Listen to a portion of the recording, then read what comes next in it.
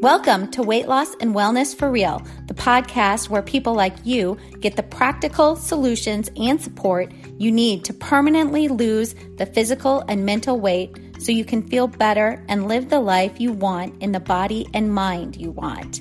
If you're looking to overcome your stress eating, overeating, binging behaviors, and move to a place of freedom with food and your body, you're in the right place. Just a reminder that this podcast represents my own opinions. The content here should not be taken as medical advice. The content here is for educational and informational purposes only. Please consult your doctor or healthcare professional for any individual medical questions you may have. Hello, friends, and welcome. I am glad you're here. Just a few things before we get started. Remember to head over to my website at heatherheinen.com. Last name is spelled H-E-Y-N-E-N, heatherheinen.com. And over there, you can sign up for my free monthly newsletter, as well as get details on how I work with clients in regards to therapy, as well as life coaching and weight loss coaching. Lots and lots of details over there. You can also follow me on Instagram at Heinen Counseling and Coaching. Again, Heinen is spelled H-E-Y-N-E-N, counseling and coaching. I don't always post a ton of, I guess you would say, like business stuff over there, but it's probably a bit more just my personal stuff, but it'll give you a chance to kind of get to know me a little bit better if you're considering working together. And sometimes I think that's nice to kind of figure out before you commit to anything, if you think, if you're going to partner with someone to help move through some things in life, if you think you'll be a good fit with them. Okay, so let's move on. Today, I'm talking all about the inner critic. And the inner critic is that voice in our head that is always saying the critical, often mean, really unkind things to us as we go throughout our days. And you're going to learn from this episode just a tiny little bit more detail about this inner critic, as well as why our relationship to this part of us is often such a key to quicker weight loss, not to mention just overall more joy in life. So whether you're trying to lose weight or whether you're trying to just figure out a way to live in a more authentic, joyful, meaningful life, this is a great episode to listen to. It's some of that deeper work that I really start to see when I work with my clients with this kind of stuff, where I really start to see significant changes taking place quickly. I'm also going to give you really practical ways right at the end to start to shift your relationship with this part of you in order to create that quicker weight loss. If you deal with a harsh inner critic that is always telling you what you're doing wrong and how you've messed up and how you're not good enough, this episode is for you. Just a quick interruption here to tell you about a new product I've been using. I recently was sent a couple of products from the Amino Co., the Amino Company. It's abbreviated Amino Co. This company specializes in a few different formulas that are centered around amino acid supplementation. I did a pretty deep dive into the company as well as the research behind their formulas, which is based on some initial research done by NASA. And beyond that, they used many clinical research studies to create their formulations. And amino acids are what build our proteins that make up our tissues and our bodies, as well as they are involved in almost every cellular process within our bodies. I really got into learning about amino acids years ago because they are such a huge part of muscle growth and maintenance. And you all know how big I am on building and maintaining muscle for longevity and staying active and healthy as we age. Most of you also know I'm a huge proponent of protein. And if you are a client of mine, a weight loss client of mine, you are well versed in me harping on you about working to get more protein into your diet on a daily basis. And this is one of the keys that can help you lose weight and keep it off. So protein which is made up of amino acids, is really, really important. The other issue with amino acids is that we cannot produce all of them in the body that we need. We need to get some of them, and these are called essential amino acids, through our food or supplementation. So if we don't consume these essential amino acids on a regular basis, our bodies lose the ability to create and also maintain muscle mass as well as bone density. And it's really important for both these things as we age. My favorite product of theirs that I tried was the Life supplement. This one is really for those of us who are mostly focused on maintaining as well as still building muscle as we age. In clinical trials, this one showed that it enhanced physical function and muscle strength and supported heart health. I also just really like knowing that along with staying focused on getting in my dietary protein amount, I am also supplementing with the essential amino acids that I want daily for my long-term goals of strength, muscle maintenance, and staying healthy as I age. So since I decided I trusted this product and felt the benefits of this product, and because you are a listener of this podcast, you can try their products for 30% off, which, by the way, is a really big discount amount. You can use my referral link, which is aminoco.com/HH30. Again, that is AMINOCO.com/H, the number 3, the number 0. So go to aminoco.com/HH30, choose your product or products, and at checkout, you can use the discount code, again, HH30, capital H, capital H, 30, for 30% off your entire order. I'm going to introduce you here to one of the theories that I pull pieces from when I'm working with my clients, which is called internal family systems therapy. It's called IFS for short. And in this theory, we use language that can really help us conceptualize the different voices that all of us have within our own mind. So, for example, you may notice a voice that often tells you to eat that thing, eat that thing, eat that thing. And then, you may notice another voice that almost simultaneously tells you, don't eat it, don't eat it, don't eat it. Remember your goals. That's just an example of how we can have two different parts or voices within our minds, giving us very different opposite messages. We also have many parts within us, and some of these parts try to protect us from getting more hurt or rejected. So this might be a part that tells us we need to stay safe by staying inside or pulling back from others or isolating. This part is not helpful in living a full, meaningful, joyful life, but it really is trying to protect us from being rejected again or maybe traumatized again. And I'm explaining this because it's really important to understand that all of your parts, no matter what messages they are giving you, are really trying to help, even though how they are helping is not helpful or useful at a certain time. There may have been a time in your life, often it's in childhood, when these parts are really needed to protect us.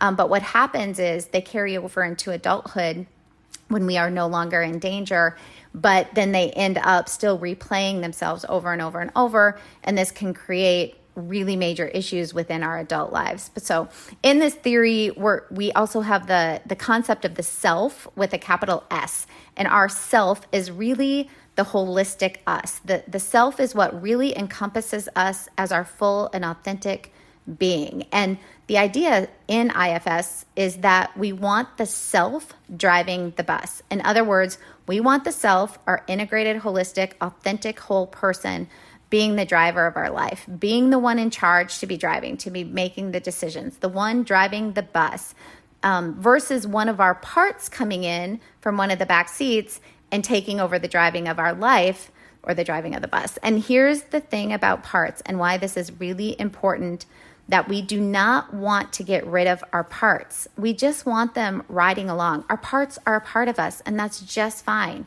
We do not need to get rid of them. So we want them riding along. We just want them relaxing a little bit. We want them going for the drive with us in the back seats while we, the self, get to drive the bus. And this is important because in therapy, we want to befriend our parts. We want to be kind to them. We want to understand them because this is when they will relax. This is when they will stop trying to drive the bus and hop into the back seat and go along for the ride. So, and it's totally fine that they're there. We do not need to push them away. We do not need them to disappear. We actually want to befriend them and be kind to them and understand them and give them compassion. And this is a key to being able to find relief in life, no matter what is going on around you, to be able to not have to hear that inner critic all the time, which always ends up sabotaging many of our goals. And for our purposes here, definitely sabotages weight loss goals. Okay, so with that little background in some of the verbiage used in IFS theory or therapy, let's continue to use that vocabulary just to help explain how we want to create a new relationship with our inner critic. And remember, once we can forge a new, healthy, compassionate relationship with our inner critic, and remember, just side note, the reason we're doing this is because that's when that part of us will start to relax, will start to calm down. The inner critic starts to relax, starts to calm down. It'll move to the back of the bus to just go along for the joyride. And once that happens, we're no longer hearing that inner critic going on and on and on. And this is where our feelings and emotions then start to shift.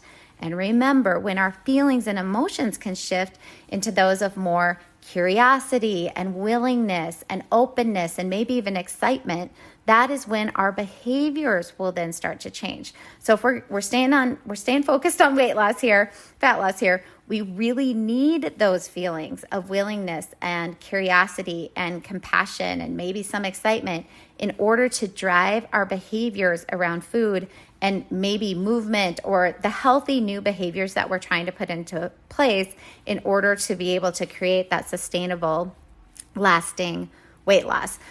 So here's what I often see happen when I start with clients and get them to start doing this deeper work, whether it's about getting weight loss or it's simply about overcoming, not simply, but it's about overcoming anxiety or depression, or maybe just obtaining a more fulfilling life for themselves, which is most of my life coaching clients. Those are the things we're working on.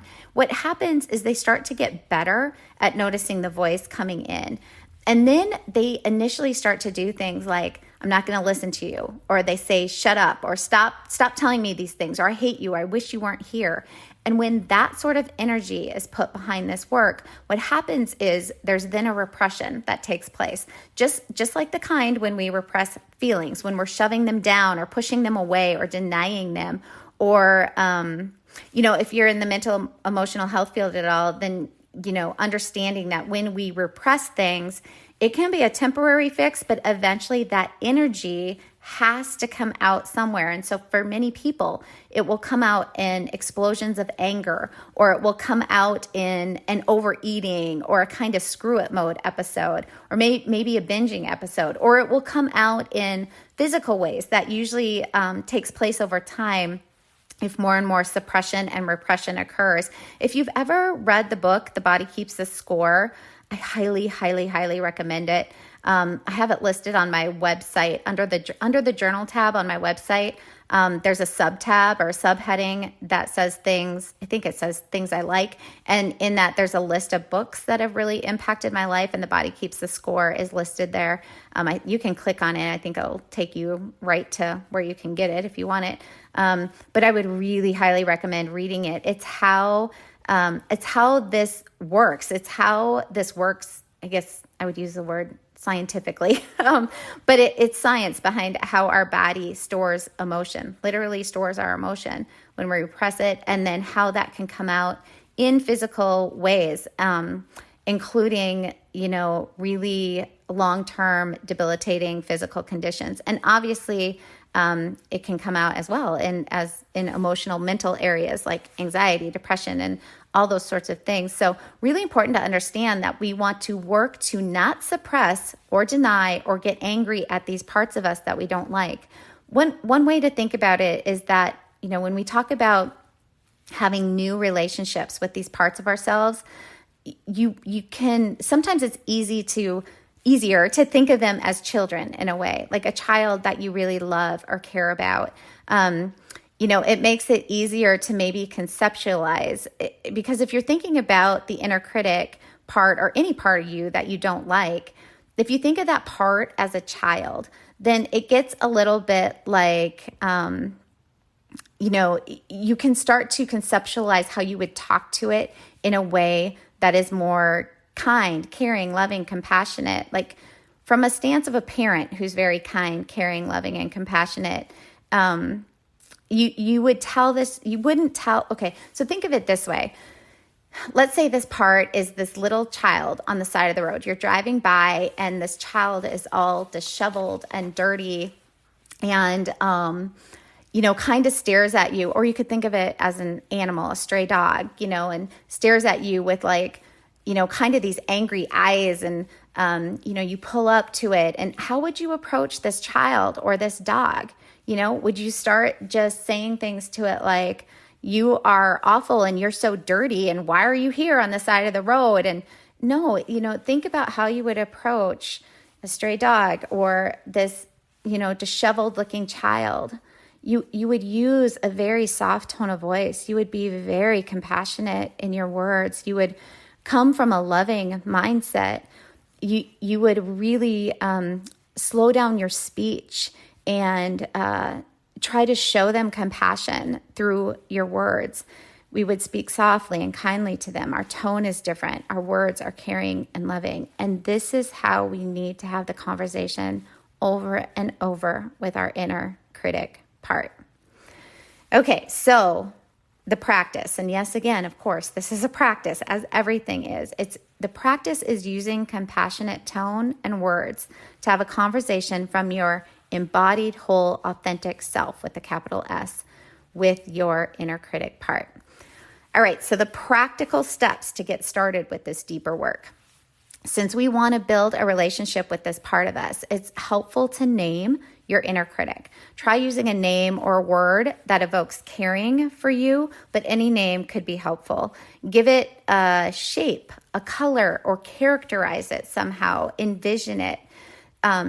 Sometimes I have clients draw a picture of their inner critic. This practical exercise can really help you do this work in a much easier way. Once you have your inner critic characterized and named, you can start to talk with it. And sometimes writing to your inner critic and then writing back to yourself from your inner critic point of view or inner critic part can help the conversation flow a bit easier. So you want to now ask your inner critic part things like, how'd you get this job? If you didn't have to do this job as the inner critic, what would you rather do? How old are you? What else do you want me to know about you? What are you afraid of? What do you want from me? What would happen if you stopped doing this job? Okay, so now for some of you, you may be thinking this is weird. I have these different parts in me and I'm going to work to have a relationship with them. And I get it, but I am going to tell you, keep an open mind here. This is some of the more powerful work that I do with my clients. This is that deeper work that we talk about and that can bring about that sustainable change. I would also say that this is just the tip of the iceberg with this work, and working with a licensed therapist through these things, especially if you have experienced any trauma, if you have trauma history, is going to be pretty important. So if this work brings up heavy duty emotions for you, make sure to reach out to a mental health professional to partner with you as you do this deeper work.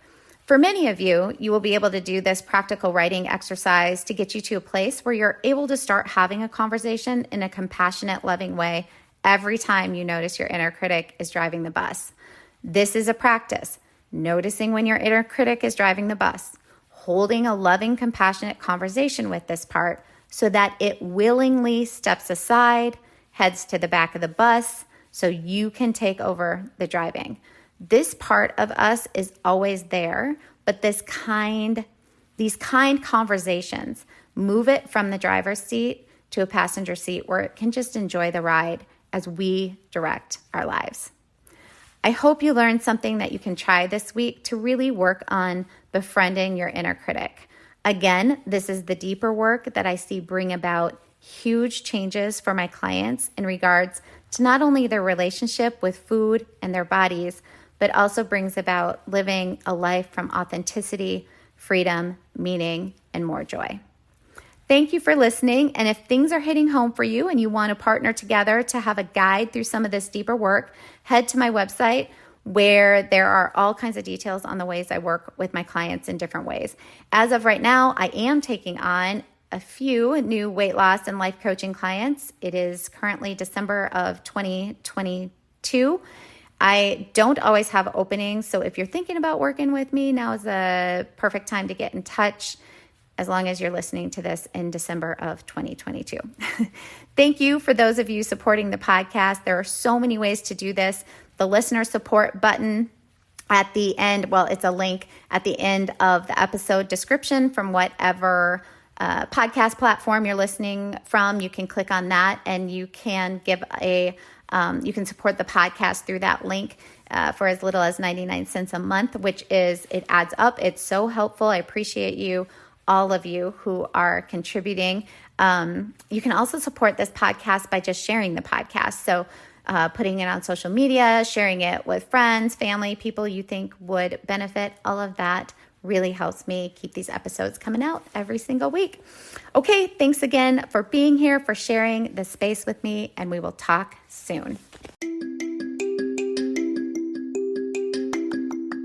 Did you know you can find a lot more help from me on my website?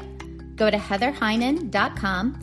Heynen is spelled Heynen, and get in touch with questions on all things I offer, like online courses for overeating, weight loss, goal attainment, and also my coaching and counseling services.